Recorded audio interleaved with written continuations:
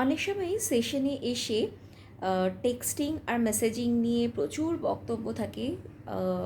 যিনি আসেন তার, তিনি হয়তো যেই পার্টনারকে উনি মেসেজ করেছেন সেই পার্টনার হয়তো রেসপন্ড করে না মেসেজের, বা রিপ্লাই করলেও হয়তো 24 ঘন্টা বাদে রিপ্লাই করে এবং বলে যে আই ওয়াজ সো বিজি।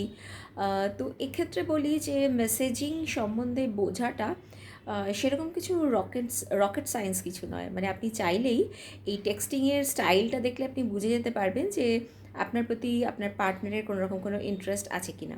ধরুন আপনি, একটা এক্সাম্পল দিয়ে বোঝাই, ধরুন আপনি আজকে মেসেজ করলেন, সে যদি 24 ঘন্টা বাদে আপনাকে রিপ্লাই করে বা আপনার মেসেজ সিন করে এবং তারপর আপনার সাথে কমিউনিকেট করার চেষ্টা করে, তাহলে কিন্তু আপনি জানবেন যে সেই ব্যক্তিটির আপনার ব্যাপারে কোনো রকম কোনো আগ্রহ নেই।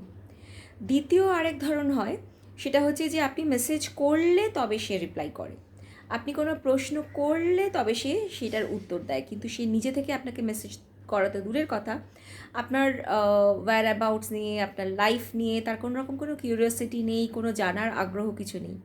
তো এক্ষেত্রেও আপনি কিন্তু জানবেন যে সেই ব্যক্তিটি কিন্তু আপনার ব্যাপারে আদৌ আগ্রহী নয়।